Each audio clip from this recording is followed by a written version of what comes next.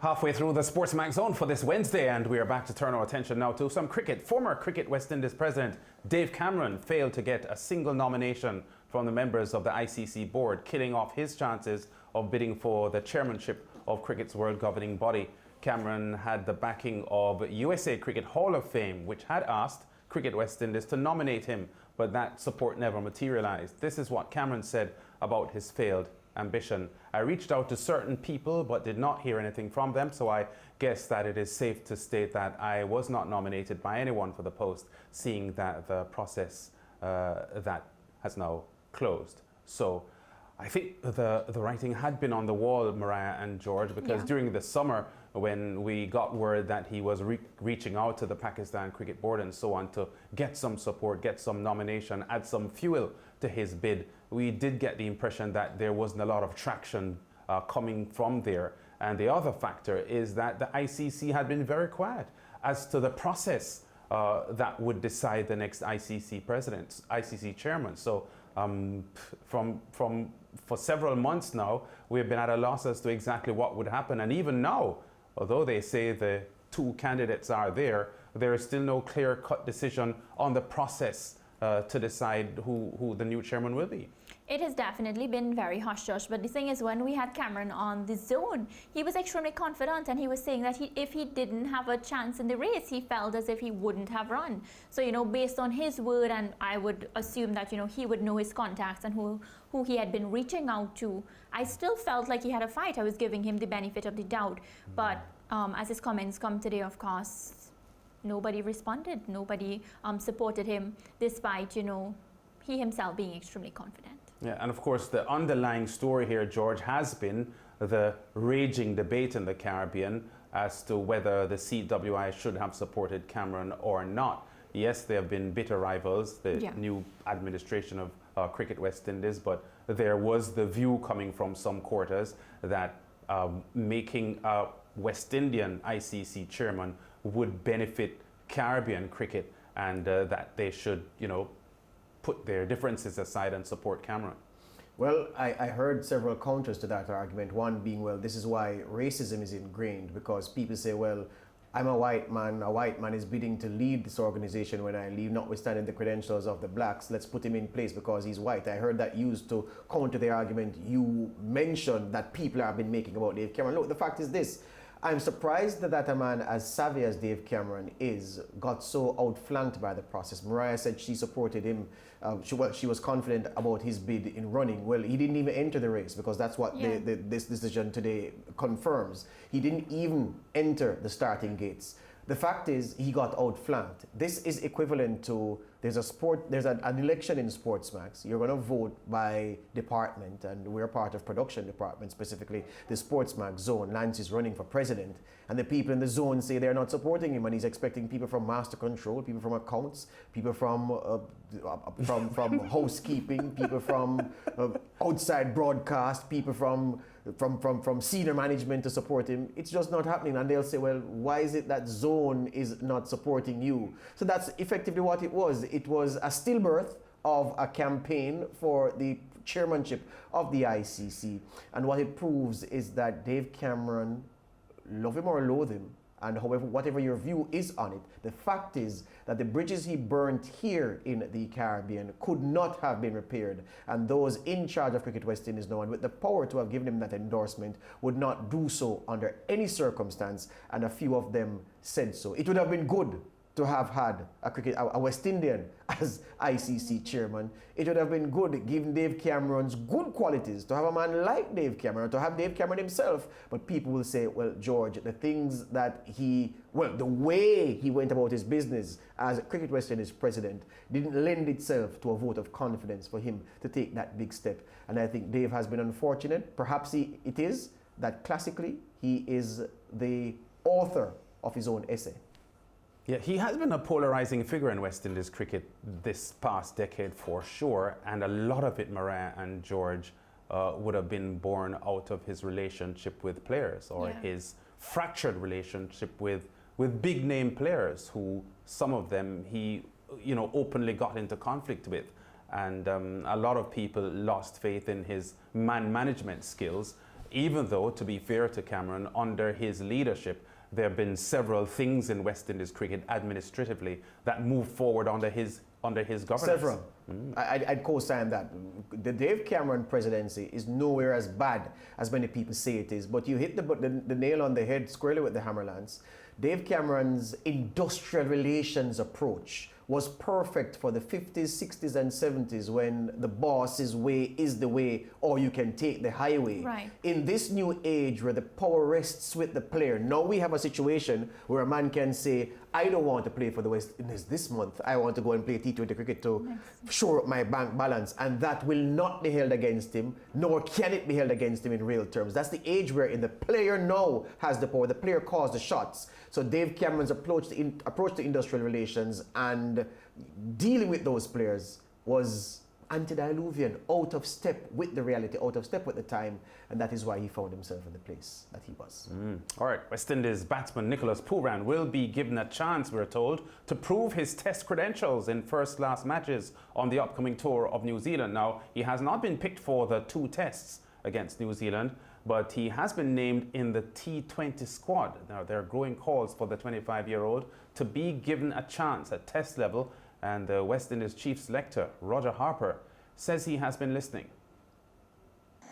He's in the T20 squad and he has also agreed to play. He's also expressed willingness to play in the 4-day games that will be available during the tour.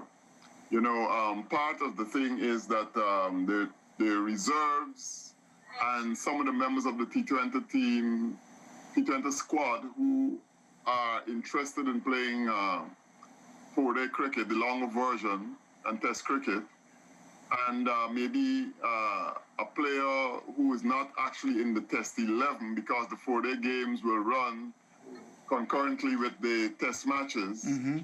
They will be playing 4-day games, first-class games. So, you know, they'll have that opportunity, and he's expressed willingness to play. Roger Horper, chairman of selection for Cricket West Indies, speaking there on the Voice of Barbados radio show Mason and Guest. And I think those comments by Roger Horper would be welcomed by a lot of cricket fans in the Caribbean who feel that Nicholas Pooran is a good and talented batsman, full stop, regardless of white ball or red ball cricket.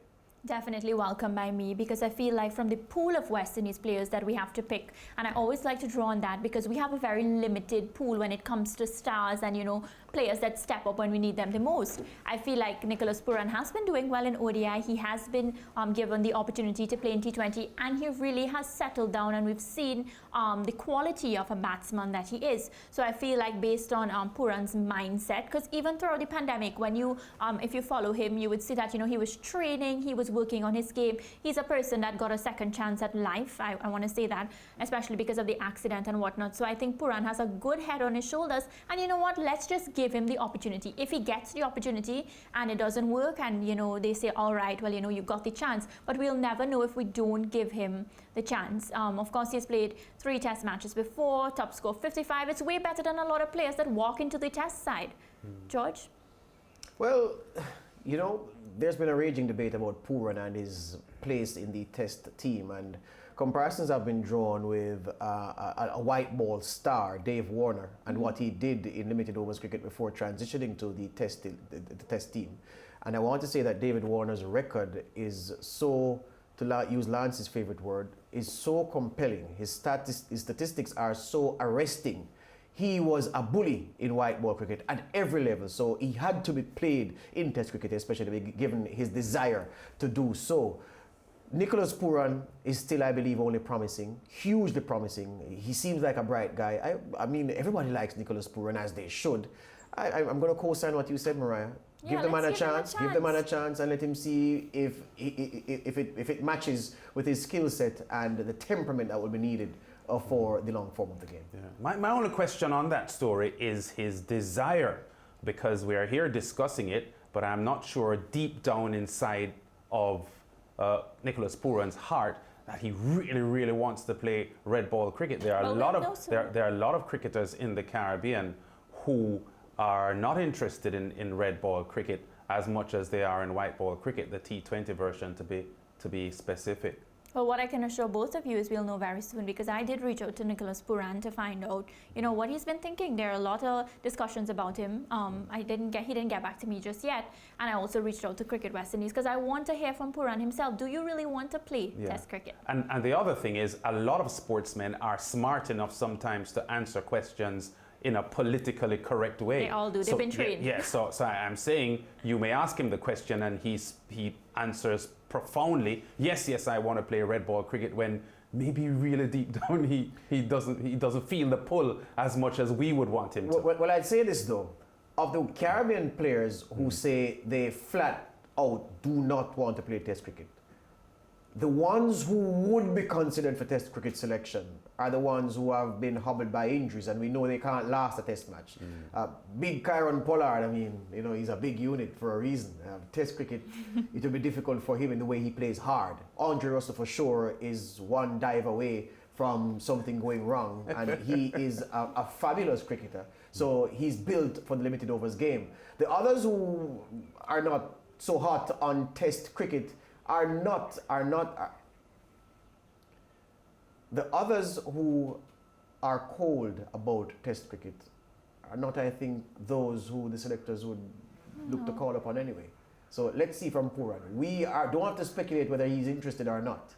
We'll find out soon, as Mariah said. Definitely. Yeah, and news coming through from Cricket West Indies just a couple of hours ago that Romario Shepherd, the Guyanese bowling all-rounder, has replaced Dwayne Bravo, who is injured, of course, and does not make that West Indies tour to New Zealand. Now, the former West Indies opener, Philo Wallace, who is now based in England, is questioning the mentality and temperament of the Guyanese batsman Shimron Helmyer to cope with Test cricket. Well, Doc, when you look at Helmyer, obviously he hasn't played a lot of red ball cricket. He's been in the white ball cricket. He's in the IPL. He hasn't been playing a lot of games. He's even dyed his hair blonde. I can't see how Helmyer can force himself into the top six. Helmyer is a special case, Doc, because I would like to ask Butts this question. When Helmyer was playing on the 19 cricket, which position did he occupy in the batting lineup? Was he always in the middle, or was he at the top of or was he an opening batsman? Because I think that sometimes we just need to shift the mentality of people. And Tony Gray thinks that we have the best coaching. We will have the best coaches in the region going down to New Zealand. And if they can shift Helmyer's mentality and get him to maybe tighten up a bit and look a bit at his game and bring him up to the opening position, it might work, because I want to know where he used to batter on the 19 level. Clyde, Helmyer, from what I can remember, under 15, under 17, under 19. Oh, Philo Wallace says Helmyer has dyed his hair blonde, as if to suggest that there's a problem with him playing Test cricket. Did I read him right?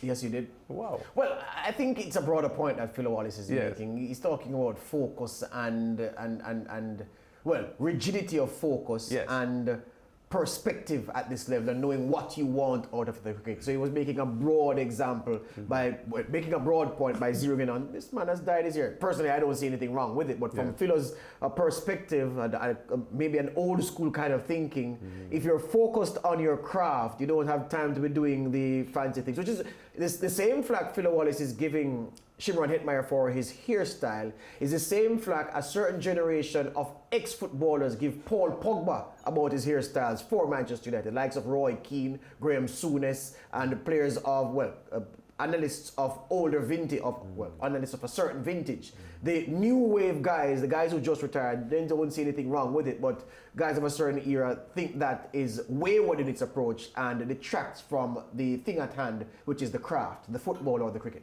Yeah. Well, let me just say I have no issue with Helmyer dyeing his hair blonde. I just hope that, he gets his head, his mental, in the right place, do what he has to do when the team calls upon him. Because Shimron Helmyer, if he doesn't continue and he doesn't step up, he can also end up, with the same fate that Shai Hope has, get a rest and have to think about what's going on with himself.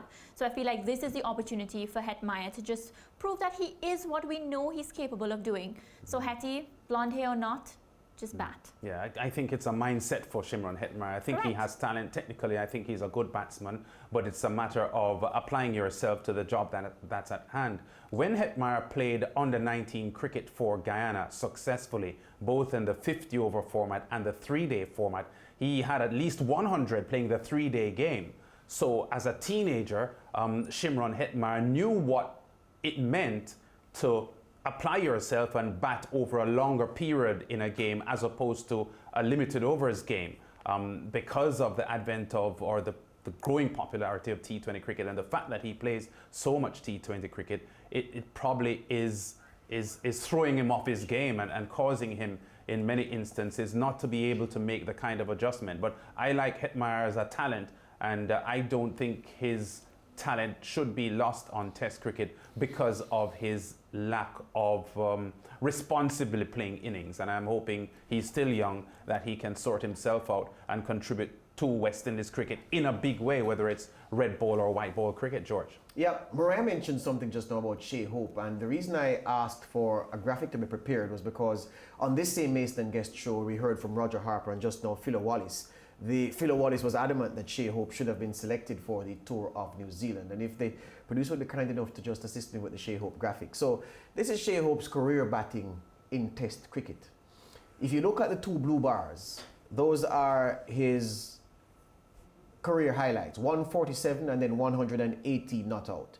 Those two scores came in, and the two red bars nearest to them. So there's a green bar between the two blue bars and the two red bars. Those 5 innings came from August 25, 2017 to October 21, 2017. So that was the purple patch. If we look beyond that, Shea Hope took 16 Test innings to get his first score over 50. And that first score over 50 came on April 30, 2017.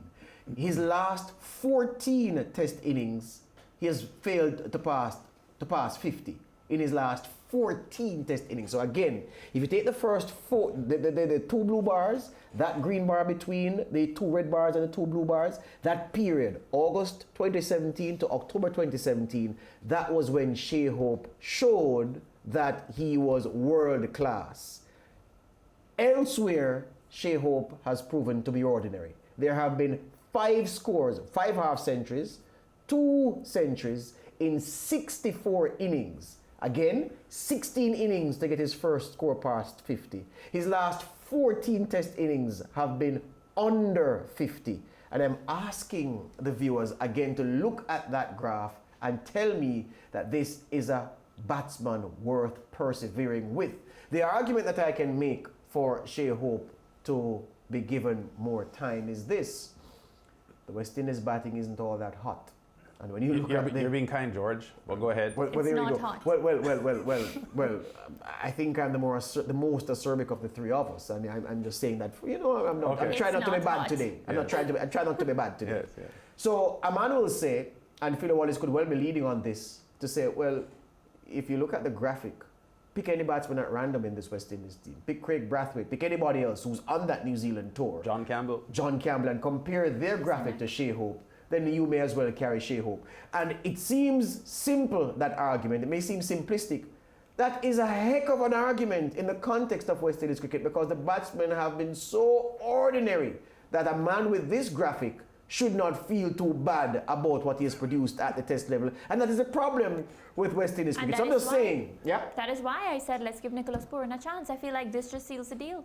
This seals the deal. Yeah. Well, all right. I'm just showing the viewers what Shea Hope's productivity at Test level is, and how, but for 3 months in his career at Test level, he has not been world class or even near that parish of world class. We go to break. Mariah seals the deal with the next zone update after this.